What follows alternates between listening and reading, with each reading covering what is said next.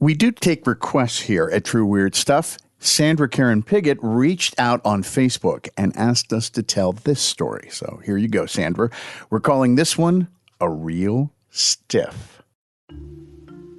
In the town of Pawhuska, Oklahoma in the early 1900s, kids had to make their own fun. No video games, no playgrounds or parks, no movie theaters. Not that there was a lot of time set aside for play, but kids always managed to find a way. Like the kids of the town undertaker, who came up with a great prank. A prank never before pulled in the town, or probably anywhere.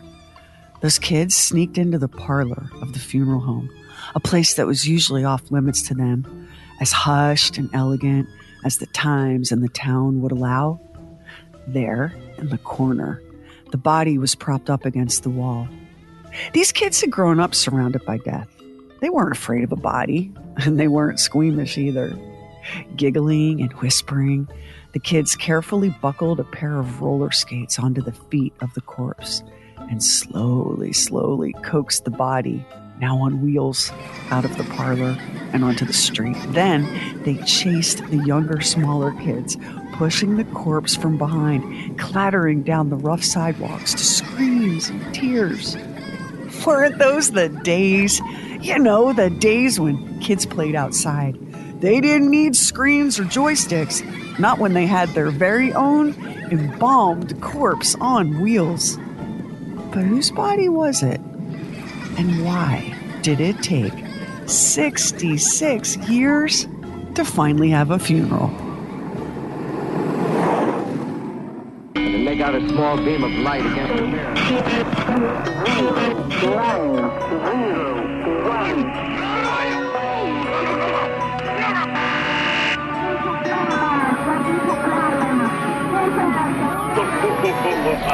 Truly weird stuff. It was the last attraction that Walt Disney himself participated in designing. It's too bad that he died 3 months before it opened at Disneyland on March 18th, 1967. Walt Disney had been inspired by tales of pirates and buccaneers and treasure, and by folklore, fiction, and the true exploits of notorious sailors like Jean Lafitte and Captain Bluebeard. We're talking about the Pirates of the Caribbean ride, which, for the time, was so dark and thrilling and realistic. Today, if you say Pirates of the Caribbean, people think you're talking about the movie franchise, which was inspired by the Disney ride, which now seems quaint and low-tech in our world of CGI and virtual reality. The Disney Imagineers who helped bring Walt's pirate vision to life, though, they weren't shooting for quaint or low-tech. They wanted to create an experience that would leave park guests not just impressed, but feeling like they'd faced real pirates and somehow survived. The Imagineers threw everything at it. They spared no expense. The cost of building the Pirates of the Caribbean ride ended up being as much as the rest of the whole Disneyland Anaheim combined. All that effort and all that money. Yet the designers weren't happy. The ride just didn't have the feel they wanted. The bones and skulls and skeletons that were meant to inspire fear ended up looking rubbery and obviously fake. Even in the dim light, it just all looked silly. And that might have been acceptable at some cheap carnival, but never at Disney. Which is how UCLA came to supply Disney with real human remains for the attraction. And when the ride opened, every single skeleton, every skull was real. Park guests had no idea just how authentic all that Disney magic really was. Now, over time, Imagineers replaced the real human remains with very convincing fakes and assured the public that the real bones had been given a proper and dignified burial. Not everyone's buying the story, of course. The rumor is that there are at least 4 sets of human remains still on that ride. One in the jail, another 2 on a couple of the smaller islands, and a skull nailed to the headboard in the bedchamber scene. Lots of morbid speculation out there about that skull. A favorite rumor is that the skull had been donated by a former Imagineer. I guess it was his own. There was outrage and disgust, of course, at the idea of using real human remains as part of a theme park attraction, but I don't know. Wouldn't you rather have your skeleton in there with the pirates than 6 feet under in some cold grave that no one ever visits? Humans have ancient taboos against the desecration of our dead, and you have to at least, grudgingly admit that putting your great-grandma's bones in a fake pirate tavern for tourists to gawk at could definitely be considered a desecration. But it's a thing that happens more than any of us might like, and in your lifetime, which is uncomfortable. We do like to feel superior to our ancestors, like we're making, progress as a civilization. It's one thing for the people of the olden times to use real human remains as movie and haunted house props, but we're supposed to know better. We're supposed to have laws and stuff that stop us from using real dead bodies. Like they did in the movies Poltergeist, Apocalypse Now, Dawn of the Dead, just to name the big hits. We don't actually have laws like that, though. Not really.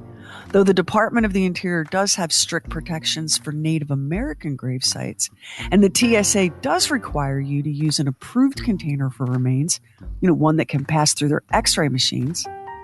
Other than that, only 8 states in the U.S. have laws prohibiting the sale of human remains. As a nation, we are weirdly casual about what can and cannot be done with the dead. Cedric Lodge was fired from his position as morgue manager down at Harvard Medical School last month. But a federal indictment says Lodge stole human remains from the school and then sold them to people in multiple states from 2018. Yesterday morning, agents found as many as 40 skulls, rib cages, hip bones, all human remains. They were all over the suspect's apartment on Love Avenue. One of the skulls had a scarf around its neck. Another was on the very bed where Knott slept, agents said. Agents accused Knott of buying and selling the human bones online. Some of the bones, they said, were stolen from searching at a thrift store just to try and find some house plants.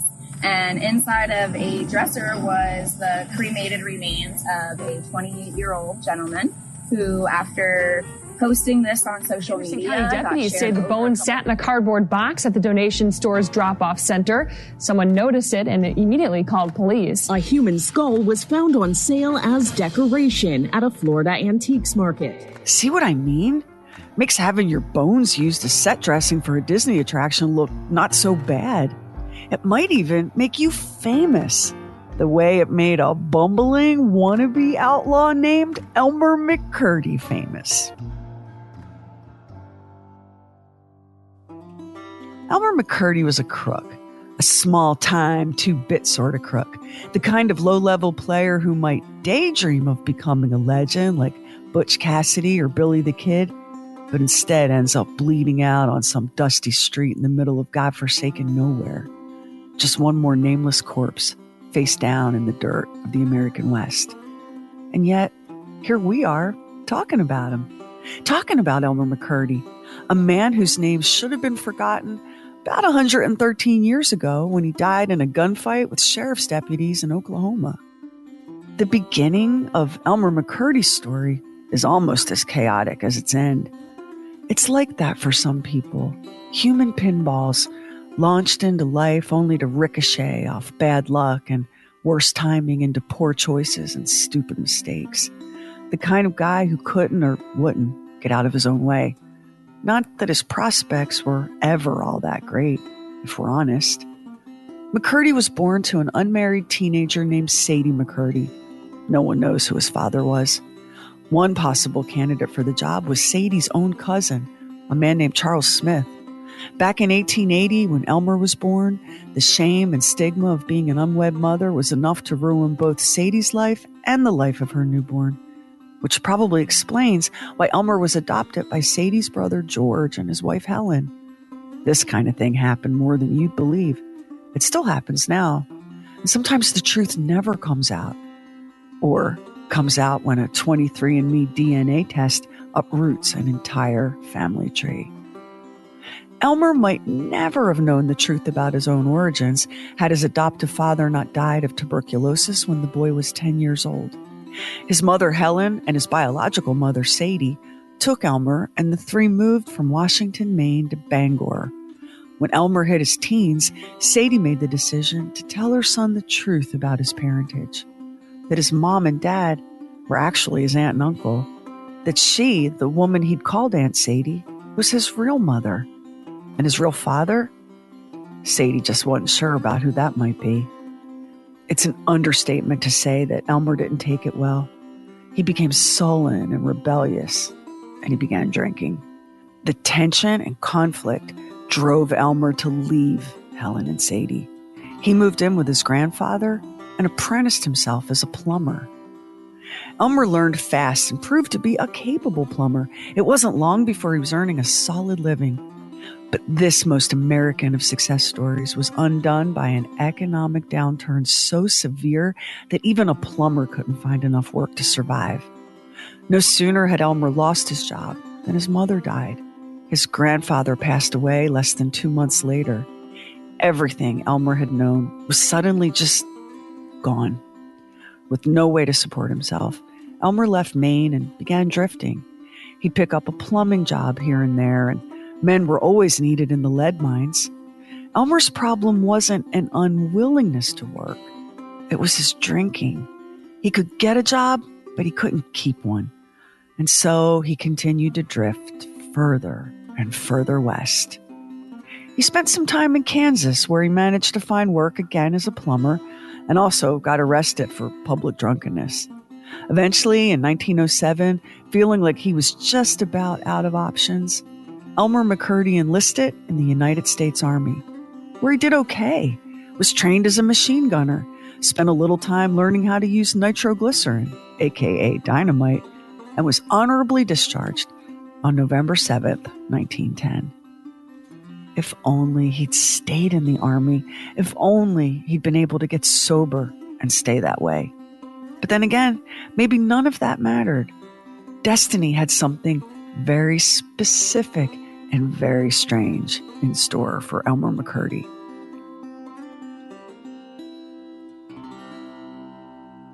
With his days at Fort Leavenworth behind him, McCurdy made his way to the town of St. Joseph, Kansas. He ran into an army buddy there, a guy named Walter Scopelry. This was apparently the moment that Elmer decided to turn to a life of crime.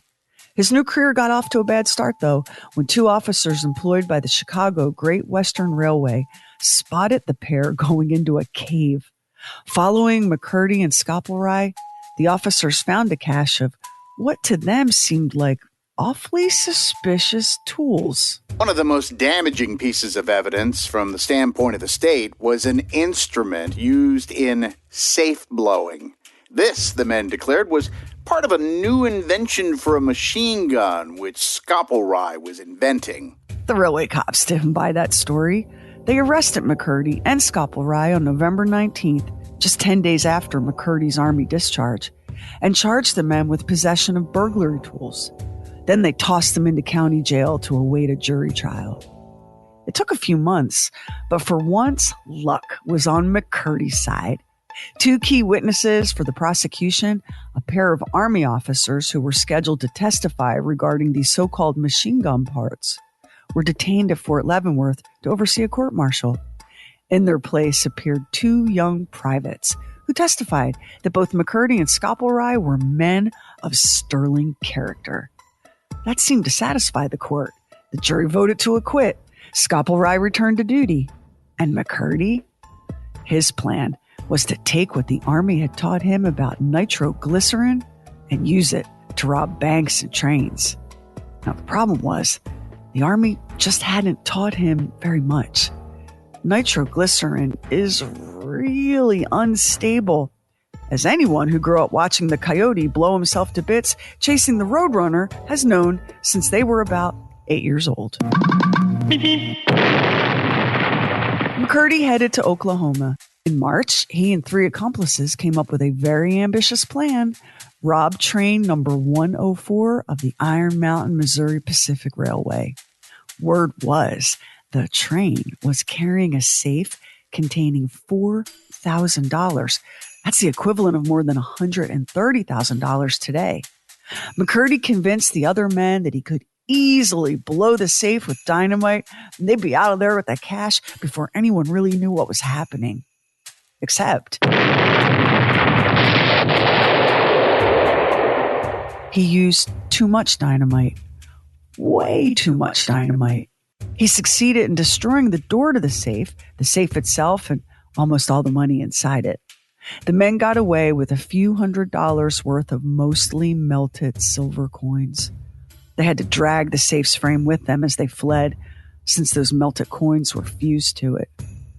Now, McCurdy somehow eluded arrest for this debacle and laid low until September 1911. This time, his target was a bank instead of a train. The Citizens Bank in Chautauqua, Kansas. He had 2 new accomplices for this caper and a plan straight out of a movie. The men would use a hammer to bust through the bank's wall. It took hours, but I'll be damned if it didn't work. They were in. First obstacle, the outer door of the vault. This time, McCurdy's nitroglycerin charges did the job, blowing off the door, but not damaging the safe inside. Now McCurdy set the charges to blow the safe door. But no matter what he tried, he couldn't get the charges to ignite. As the seconds ticked past, the man serving as lookout panicked and took off running.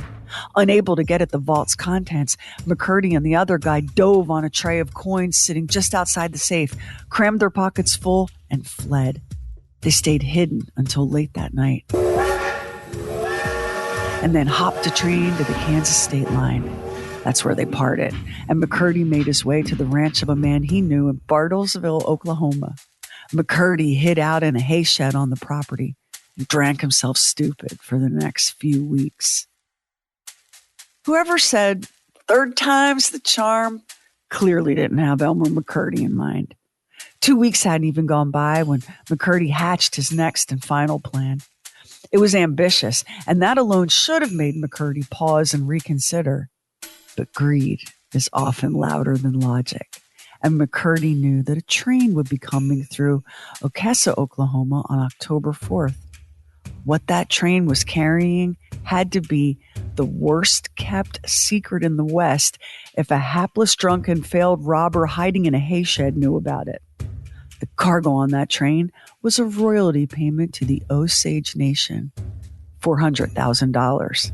And that, partner, is more than $13 million to you and me.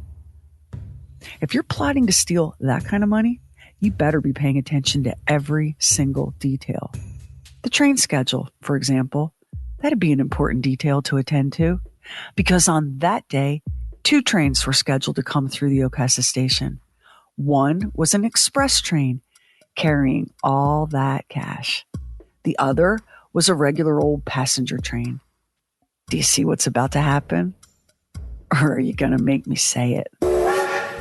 McCurdy got the schedules mixed up. He robbed the wrong train.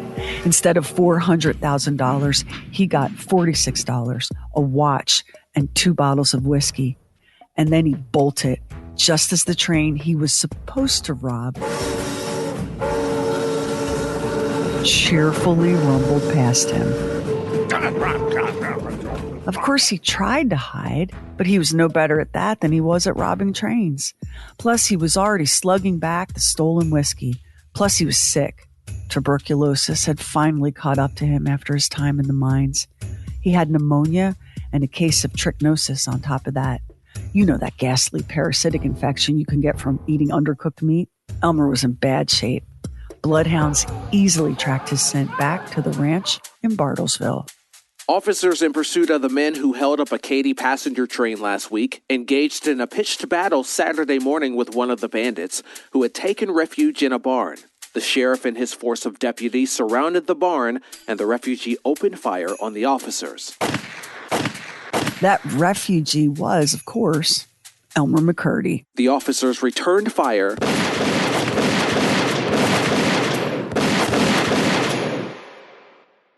with deadly effect. Elmer McCurdy put up a fight, a gunfight that lasted more than an hour, but he was doomed. McCurdy died of a single gunshot wound to the chest. They say he was lying down when the bullet hit. Sick and drunk as he was, that makes sense. Elmer McCurdy was just 31 years old. The law dogs hauled Elmer's body to an undertaker in Pawhuska, Oklahoma. No one had much optimism about any next of kin showing up to claim the deceased, so the undertaker, Joseph L. Johnson, embalmed the body with a powerful arsenic-based solution. Then he carefully washed and cleaned Elmer's corpse, shaved his face, and dressed the body in a suit. He waited, and still no one came for Elmer. Townspeople began hinting and then urging him to give Elmer a decent burial, but the undertaker refused. He'd performed a service, and he expected to be paid for it. If Elmer had neither friends nor family willing to pay, then Elmer would somehow have to earn his own keep. The undertaker swapped Elmer's funeral suit for workman's attire and propped him up in a corner of that funeral home. In a melodramatic flourish, he stood a rifle up, wrapping Elmer's stiff hand around the barrel. Then he commenced to charging people a nickel to see the bandit who wouldn't give up. When that ran its course, Elmer became the Oklahoma Outlaw and the mystery man of many aliases, and even the embalmed Bandit. Did people line up and pay to see Elmer's corpse? They did. It's hard for us to imagine a big outing to a funeral home to gawk at a body, but those were simpler times and entertainment was scarce on the prairie. And this is macabre and terrible, but folks thought it was great fun to drop their 5 cents directly into the corpse's open mouth. Word got around that Undertaker Joseph Johnson was raking in the nickels thanks to his unclaimed corpse. It wasn't just the public who lined up for a peek.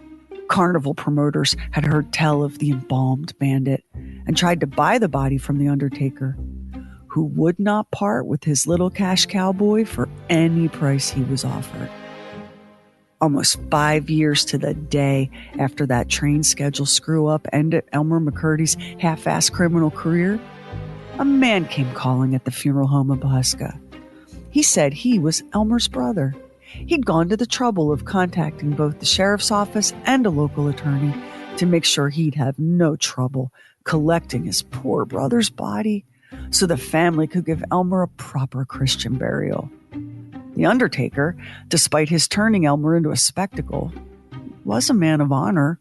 Of course he would release Elmer to his brother, to both of his brothers, as it happened, because the man wasn't alone when he came to take the body. And so Elmer McCurdy, dead these past 5 years, was ceremoniously taken to the rail depot and placed on a train. "We're taking our brother home to San Francisco," the two men said in voices thick with emotion. Now hold up there just a second. Brothers? San Francisco? Were these men mistaken about Elmer McCurdy? No, they knew who he was. And while they were brothers, they weren't his brothers. Elmer had no siblings, and his home, as you know, was in the state of Maine, about as far as a person can get from San Francisco.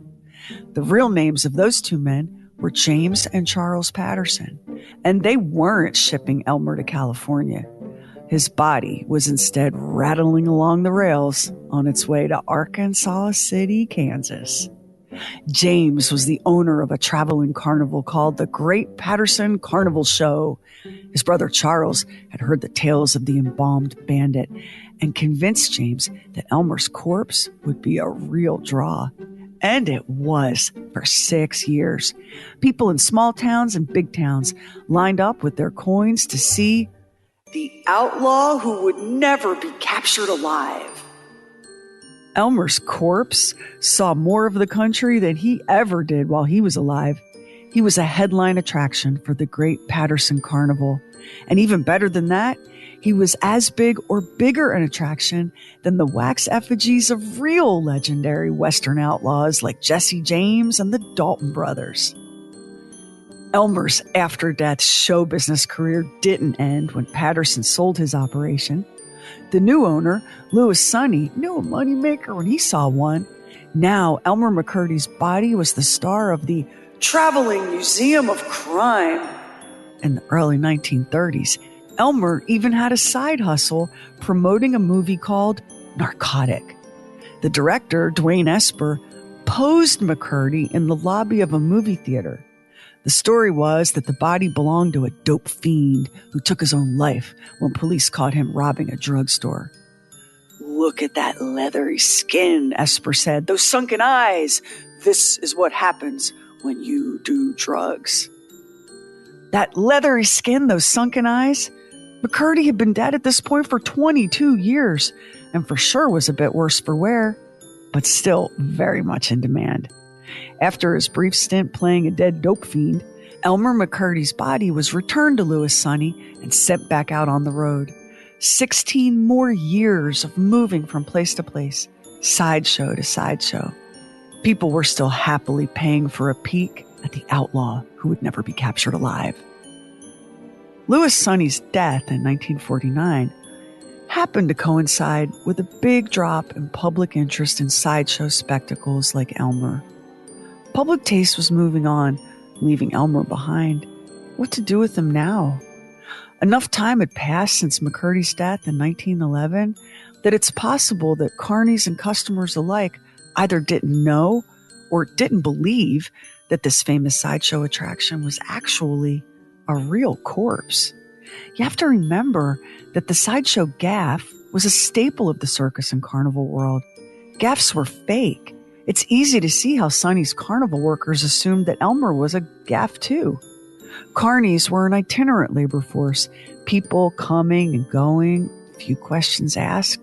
So when Sonny died, it didn't seem strange at all to pack up the outlaw who would never be captured alive to a warehouse in Los Angeles. Just another carnival prop to be stored away.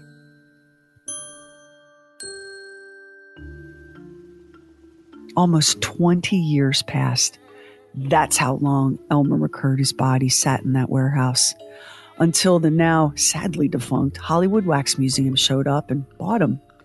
Elmer barely enjoyed a year of being called the 1,000-year-old man before the museum went under. His body was stacked up with a pile of other wax figure attractions and sent back to storage. Of course, he alone, among his silent waxen co-workers, was real. But by 1969, there didn't seem to be anyone left who knew it. Which is how Elmer McCurdy found himself sold to an amusement park in Long Beach, California. They dusted him off, covered his naked, mummified body in fluorescent paint, and dangled him from a fake gallows in the spooky, laugh-in-the-dark funhouse ride, where he proceeded to give park visitors a far more legit scare than they paid for 13 years. 13 years of a real human corpse swinging at the end of a rope in a haunted funhouse at the beach. You will never believe who we have to thank for helping to finally lay the inept outlaw Elmer McCurdy to rest. The $6 Million Man. Steve Austin, astronaut, a man barely alive. Gentlemen, we can rebuild him. We have the technology. We have the capability to make the world's first bionic man. Steve Austin will be that man. Better than he was before. Better, stronger, faster.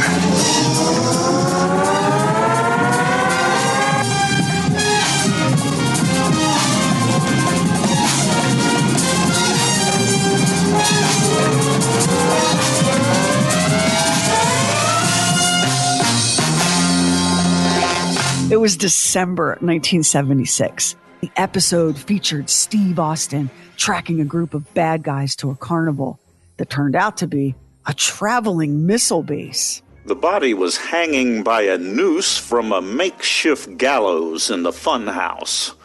The body was painted with a reddish fluorescent paint, so a black light would make it shine in the dark. The discovery that it was a human corpse came during the filming of a scene in the funhouse for the television series. Okay, so this next bit might be the creepiest part of this whole story, and that's saying something. A technician moved the body, and an arm fell off. He was about to glue it back on when he noticed a bone sticking out. A bone. A human bone. Sticking out. A preliminary examination by the coroner's office shows the body was that of an elderly man, 5'3", 150 pounds, but much younger than 1,000 years. Well, they got that one detail right. The body appears to be that of a foreigner, possibly from South America. You know, even coroners in Southern California don't get much practice handling a mummified body, so it's not surprising that they mistook Elmer's darkened skin for his ethnicity. Because the skin is hard as rock, the body was apparently embalmed with a fluid with a heavy metal base, such as arsenic. The use of arsenic in embalming fluid is prohibited in the United States. But it wasn't always prohibited, was it? Not that anyone in 1976 Los Angeles would look at Elmer's now wizened remains and think, bet this body's been kicking around for about 65 years. The simpler explanation was that the body had come into the country from somewhere else. They took x-rays and tissue samples and got a forensic dentist to see if the body might be identified by its teeth. Elmer's fingerprints were gone, so that was no use. All they knew for certain was that the body had once been professionally embalmed. The two distinctive incisions gave it away. The lungs showed the distinctive scarring of tuberculosis. Plus, the body cavity contained an embalming hardening solution that was no longer in use and hadn't been since the early 1900s. They also found the copper jacket from a bullet in the cavity, a type of bullet that hadn't been manufactured since well before World War II. All clues. Another clue was a strange one. The ears, fingers, and big toes were missing. Sidebar. They were missing because at one point, Elmer's body had been hauled to Mount Rushmore, where they dressed him up as a Canadian, whatever that meant, for a special show. Then an unexpected windstorm howled through the South Dakota mountains, blowing Elmer's fingers, toes, and ears right off. Just in case you were worried that not enough awful things had happened to Elmer McCurdy's body. There's actually even one more awful thing, though it did help to finally solve the mystery of the funhouse corpse. Stuffed inside McCurdy's mouth were carnival ticket stubs and wax museum stubs, a very corroded 1924 penny, and jackpot, a ticket for Louis Sonny's Traveling Museum of Crime.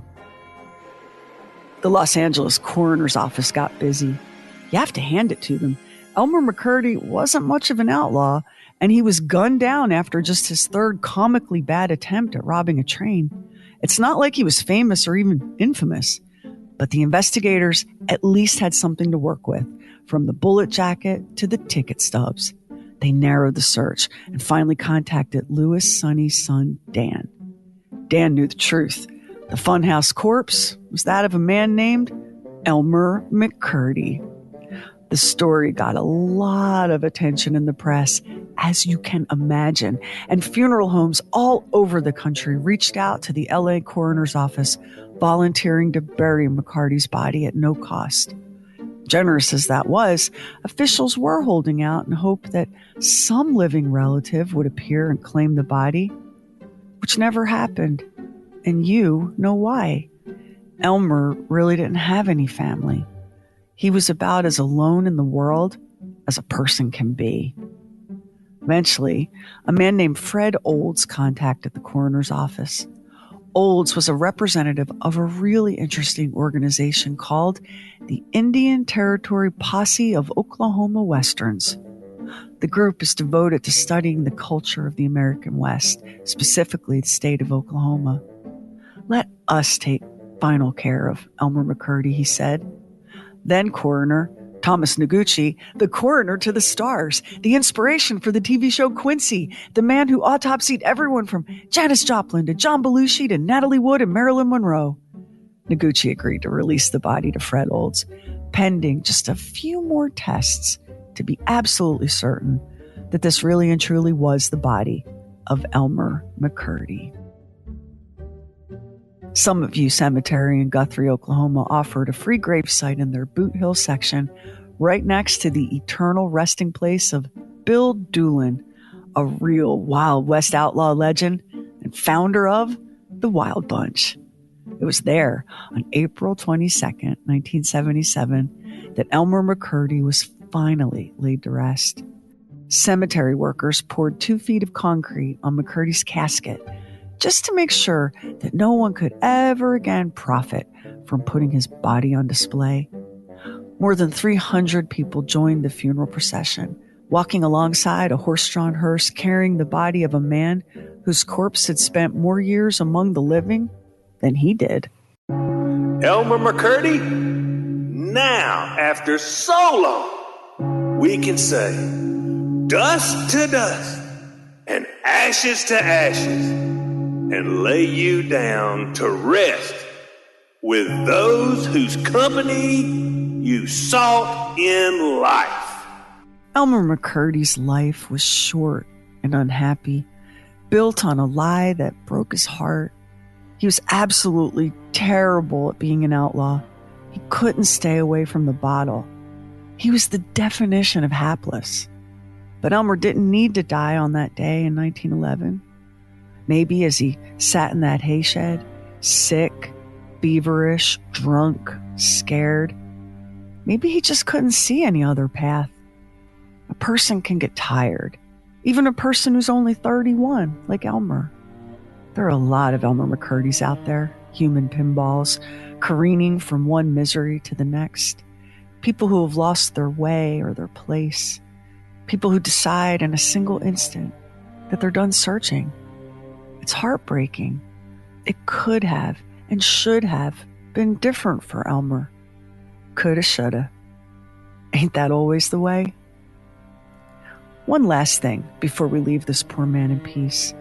One final piece of evidence showing that Elmer McCurdy had one hell of a date with destiny. And the Masters of the Universe. Back in 2017, a designer named Mark Taylor was featured on the Netflix show, The Toys That Made Us. Taylor created the prototypes for He-Man and the Masters of the Universe toy line. Taylor told a story from his childhood. He was about 9 years old, and his dad took him to an amusement park in Long Beach, California. Taylor didn't want to go into the laugh-in-the-dark funhouse. Something about it raised the boy's hackles.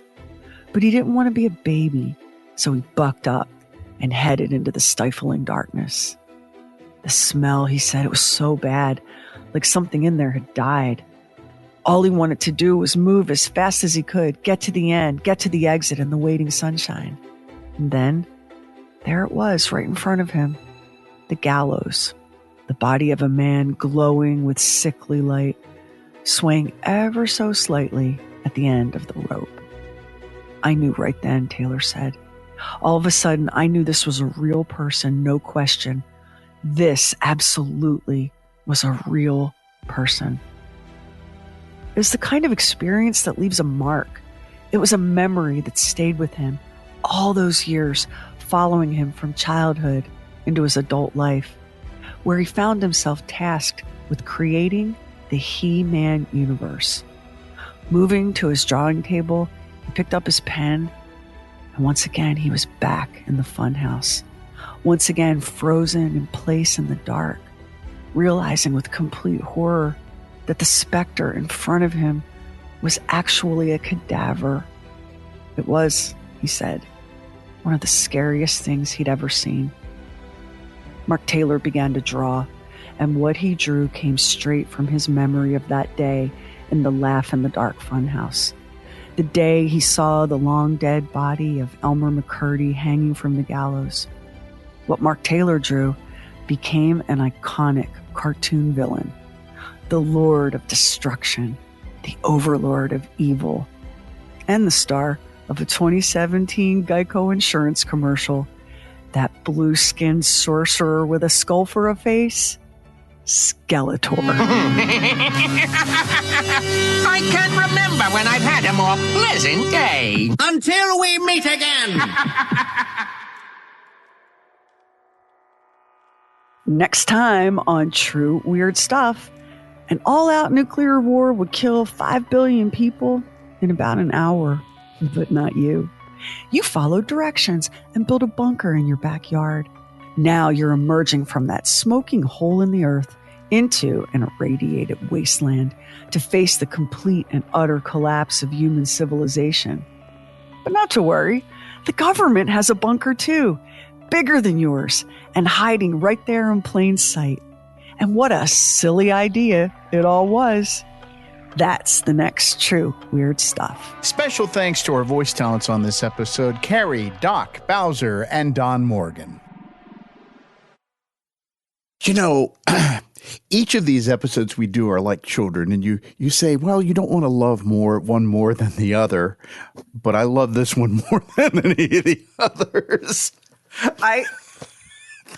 So dark.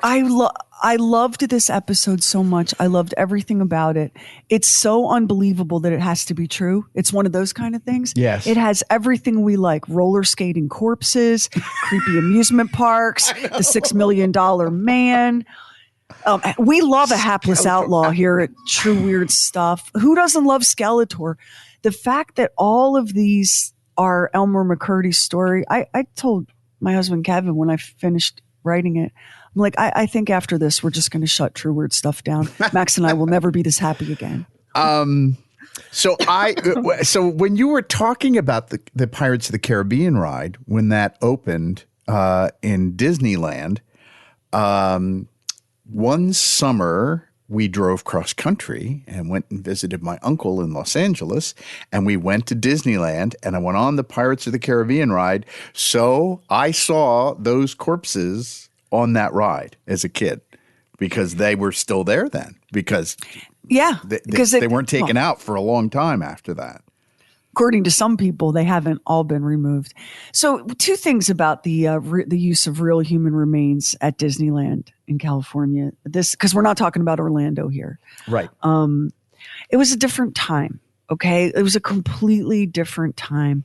And it's not that people had less respect for the dead back then. But, you know, the Imagineers went to UCLA's medical school. People donate their bodies to science. And, you know, we need some bones. And the school gave them the bones. So it's very easy to get outraged and pissy when you don't have context. But at the time, it wasn't in good taste necessarily. And it wasn't something they were bragging about. But it also wasn't illegal. And they didn't think they had done anything immoral. And, you know, honestly, I don't want to bum anybody out, but no, come here, come close, sit next to me right here. Let me hold your hand. You're going to die. You're going to be forgotten, and nothing matters, right? None of it matters. Wouldn't it be awesome if a whole bunch of little kids came cruising by your bones, yelling and screaming and clapping in delight? Wouldn't that be better than just, you know, disappearing? Come on. I'm with you there. Yeah, come on. There's there's burial, cremation, green burial. I want the option where can you use my remains as a prop? Because I think that is kind of awesome. But that's us. We're a little weird. I don't know what the laws are about what happens with human remains. I do know that desecration of a corpse is a law somewhere. In some places. Yeah. So there is that. And I can remember, do you remember there was a TV show called Oddities that was on about these people that dealt in odd artifacts in New York City? And I remember from that they said, yeah, we won't take anything that's human remains because the law gets involved in that. So I don't know when those laws came around, but I do know this much, that when they handle corpses, when they embalm them, they usually sew their mouths shut or staple their mouths shut. Well, that's now. So, all right. Okay. Thank you. Modern embalming.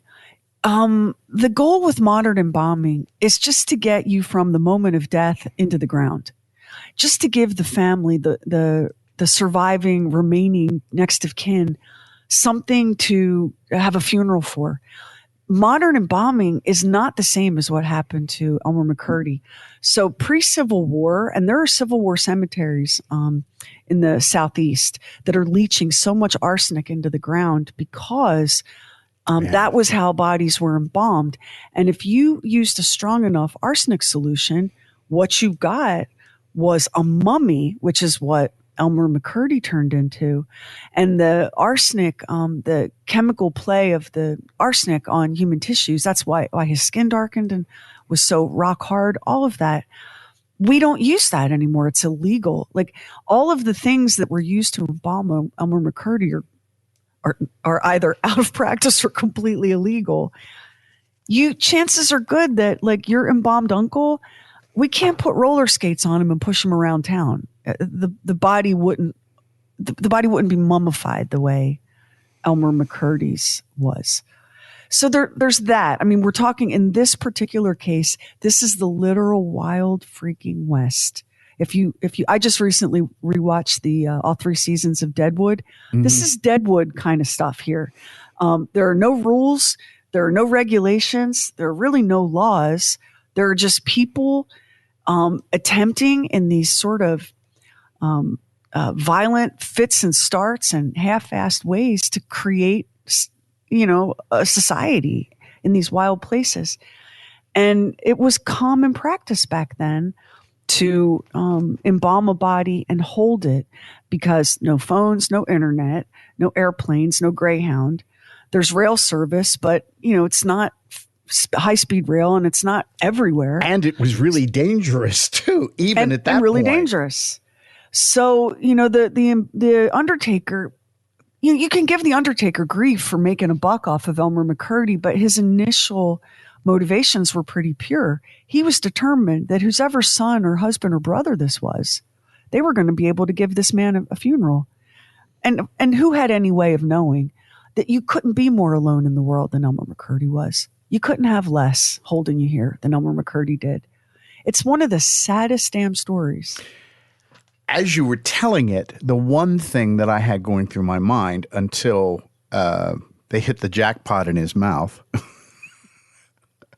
and that was, how on earth were they able to get enough detective work to track what all had happened to him? So that's pretty amazing that those items were in his mouth. A ticket had survived all those years in his mouth. In his mouth. Because if you think about it, the Museum of Crime predates the Hollywood Wax Museum, and then all decades in storage, and then the amusement park, and there it is tucked, between the cheek and the gum, so to speak. It was a very different world. Let me remind you of the little detail that when people would go to see Elmer's body at the funeral, at the Undertaker place, they put their nickel in his mouth. The people of the past, I know that some of y'all, well, not y'all, but some of y'all's parents and neighbors are like, once upon a time, Americans were decent, hardworking people, blah, blah, blah. No, we weren't. We packed picnics, went to public executions, and put nickels in the mouths of dead bodies for a kick. We were no better then than we are now. We were just different because we had different challenges, different technologies, and different realities. But give me a friggin' break. The people of the past are not noble, y'all. They're just people. Yeah. But they should have sewn his mouth shut. That's really undignified. Now, they wouldn't have been able to find all that stuff, I know, but I love what you talked about, the human pinball. I love the writing of that, where you talked about thank you. The pinball, because people like that. You know why they didn't show? They don't now. They sew your mouth shut, or they adhesive it shut or whatever, because they don't want people panicking at the open casket viewing, right? Right. This was a different time.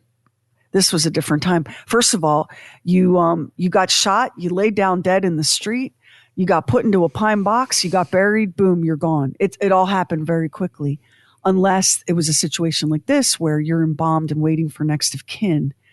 But even then, like, the focus wasn't on the delicate sensibilities of the living.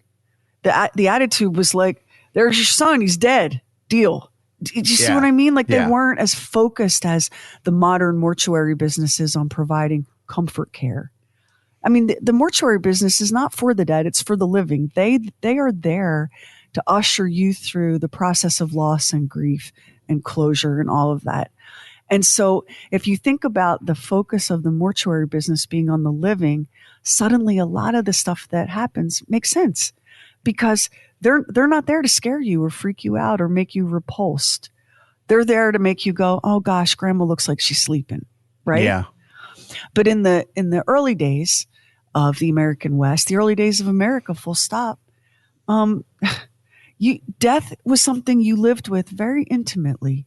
Death was a frequent guest in your home, and you see this a lot with the Puritans and the first wave of colonial settlers right through the Civil War. Where did the dead body go before it was laid to rest in the ground? In the home, right? In the living room of the home. Family members, women, washed and prepared the body for burial. The mortuary industry is super modern, and we are so distanced from the phenomenon of death, which is completely natural, and you ain't escaping it, and neither am I, as creepy and horrible as it sounds. That is a very modern thing. In Elmer McCurdy's time, the funeral director that gets so much grief for being truly horrific with how he exploited Elmer's body, the beginning of that funeral director's story in this story was one of compassion. But then again, he did want to get paid. He would not release the body until he got paid for his business trouble. is business, Business is business, yeah. So poor Elmer never had a chance. This is why, people have written about Elmer, and you can find other podcasts who've done episodes about Elmer. The difference for me is, and why true crime is problematic for me, is because I'm a social worker and I'm looking at all the people and all the circumstances, right? And it's hard for me to go, Elmer McCurdy, he's a dead body in a funhouse. Elmer McCurdy never had a chance. He never had a chance in life. At every turn, he got punched in the face by life. And, he carried that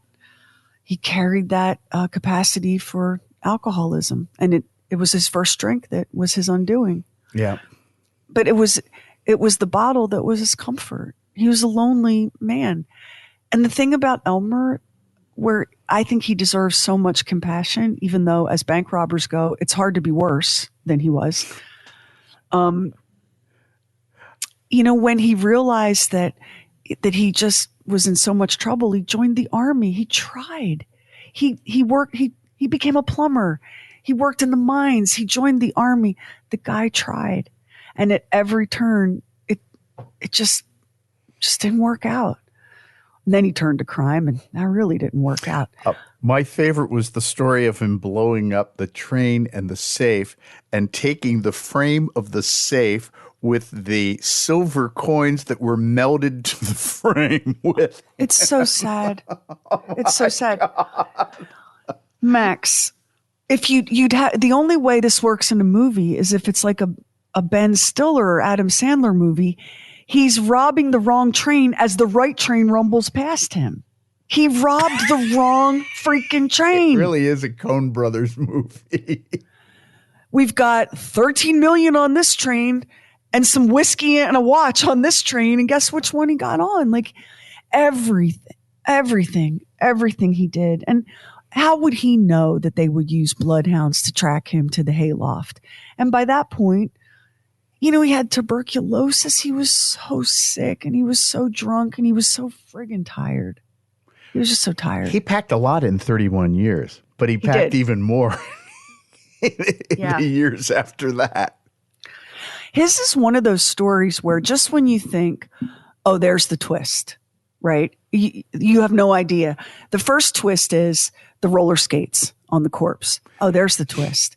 Then the next twist is the traveling carnival, the bandit that wouldn't be captured alive. Oh, there's the twist.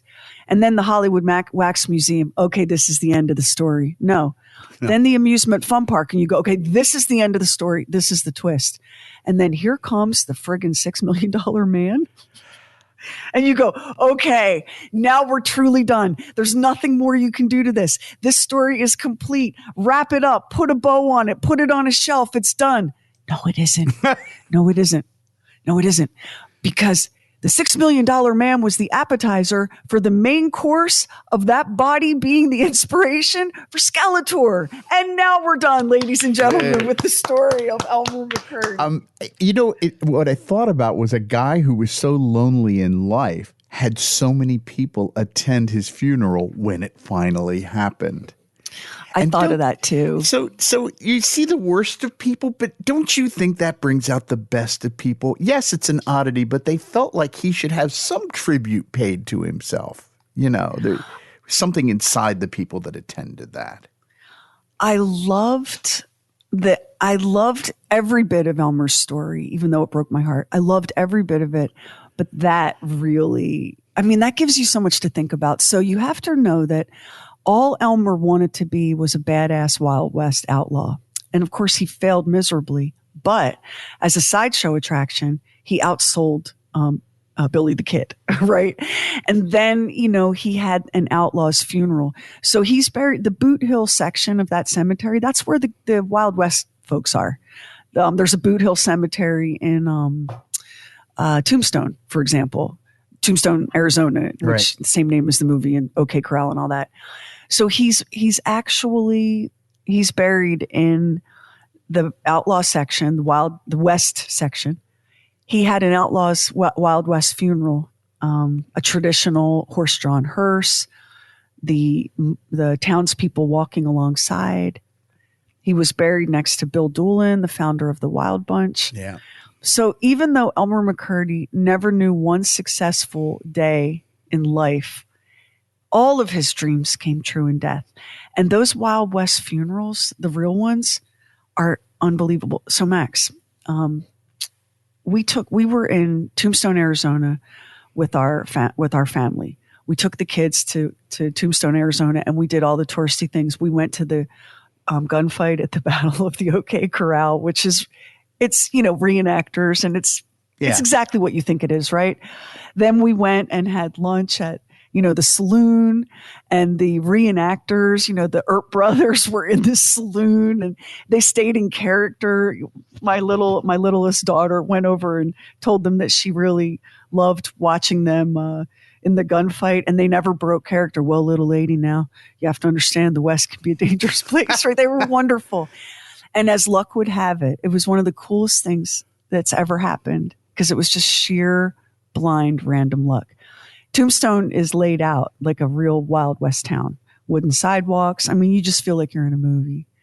And one of the residents of the town, because it's populated by real people with real jobs. Mm-hmm. Okay. Not everybody in Tombstone, Arizona is playing Wyatt Earp. And one of the long-term residents of Tombstone had died. And the entire town gathered that day to give him a traditional Old West funeral. Wow. So as we're walking along the wooden sidewalks, we see there's something coming in the distance at the far end of the main street. So we stopped and watched. Here comes the horse-drawn hearse, and all of the townspeople were dressed in traditional Western clothing. The women had long black dresses and shawls and bonnets. The men had, there were cowboy hats and boots and frock coats, the longer frock coats. Every single person in that funeral procession was dressed like they were in a cowboy movie. Mm. And the entire thing, it was completely silent. As the procession grew closer, all the tourists, everyone fell silent. And we all just stood there and watched this procession go past us on its way to the Boot Hill Cemetery, where he would be buried with the other legends of the West. It was really, really cool. And that, when I was thinking about Elmer McCurdy's funeral. That's what he got, Max, in Oklahoma. That is what happened for him. And it's kind of awesome, isn't it? And he was the only one buried there who had actually had roller skates on and been rolled around on them. I knew you would love that detail. The image of that, of gleeful kids laughing and having a good time with the corpse. I mean... Well, let me just say, for any of you clutching your pearls, they weren't looking at screens, okay? There you go. There's no pleasing you people. So the Skeletor part of this probably was one of the most fascinating turns, because you just didn't expect that to happen. So we have the Skeletor Geico commercial. Let's play it. Here it is. Give up, Skeletor. You're finished. Curse you, He-Man! You interfering imbecile! Give us one good reason we shouldn't vanquish you to another dimension. Okay, guys, hear me out. Switching to Geico could save you hundreds on car insurance. Huh, he does make a point. Yes. I do like to save money. Catch you on the flip, suckers! Geico, because saving 15% or more on car insurance is always a great answer. And now you know. I'm sorry. And now you know. And what's so cool about that, a lot of people listening to this right now grew up playing with those toys. Oh, yeah. So the creator, this is how it is for artists. It's so fascinating. You don't always get to know what that core inspiration was. But as a 9-year-old kid, he was so scared by Elmer McCurdy that it never left his imagination. And remember that they had painted. So by the time Elmer made it to the Laugh in the Dark Funhouse, he wasn't wearing cowboy clothes anymore. They had stripped his body naked. He was just this leathery, wizened, mummified looking thing. And they dipped him in fluorescent paint. So when that little boy came upon the gallows where Elmer McCurdy's body was hanging, the blue light that lights up, fluorescent paint? Black light. Can you see why Skeletor looks like Skeletor? And how the face of that corpse, painted and glowing in the dark, inspired that? Can you see it? You can. Absolutely. Elmer McCurdy. I love it. I want to thank Sandra for reaching out and suggesting that we tell this story. I loved every bit of it, and there wasn't one. If I could find any little tidbit about Elmer McCurdy, I shared it in the story, just because he should. We've got to put some dignity back on those old bones, Yeah, we do. We got to give him his humanity. Oh, so yeah, there you go. Next week, is there anything else we need to cover on Elmer McCurdy? I think we've beaten these bones to death. It's so hard for me to see. You're right. Like, you love all your children differently, but equally. This one is really hard for me to let go. I just wanted to basically, I wanted to spend the rest of my life telling Elmer McCurdy's story, because I love it. Sherry said, you're going to love this one. This is going to be your favorite. You're going to love this. And then she explained what it was. It was like, oh my God, yeah. I don't know what's wrong with us, Max, because I do know people. Now, I'm not really close to these people because we are different animals, but I do know people who are like, well, that is just terrible. That is terrible that happened to that man. That is a disgrace, and I'm going to pray. Okay, well, thank you for praying, but can we talk about it some more first? Because it's freaking amazing. It's amazing. And you know what? This is the last thing I'm going to say about Elmer McCurdy, and then I'm going to tell you what we're doing next week. This is the last thing I'm going to say about Elmer McCurdy. He was a wretched, broken, hapless failure in life who never knew love, who never felt himself capable truly of making it in the world. His friends were not his friends. His parents weren't his parents. He was rootless and lost and drifting. And then he died. He bled out in a dirty hay shed, choking on his own fluids because of pneumonia. But in death, he became a frigging icon and an inspiration. And yes, you may go, I just don't think it's right to dip dead bodies in glow-in-the-dark paint and hang them in fun houses. Well, who does, really? I mean, nobody's like advocating for this. We're just saying, let's make some lemonade out of these lemons, okay? Because here's a guy whose life was pure shit, and in death, he's like iconic. Let's be happy. Hey, Sherry, for the people listening to this podcast, it's true weird stuff. You know that going in. It's not. You think? So I'm so used to the radio show where, well, if we told this story on the radio show, 99.9% of our listeners would love it. And here comes 0.1%. Well, I just can't listen to a show that takes such delight in the desecration of a human being who was one of God's children. Okay. Yeah. All right. Well, it's true. And I would like your boss's name and address so that I can file a complaint about you. All right, we'll get a pen. It's let me spell it for you. It's S-H E as in Elmer, R-I.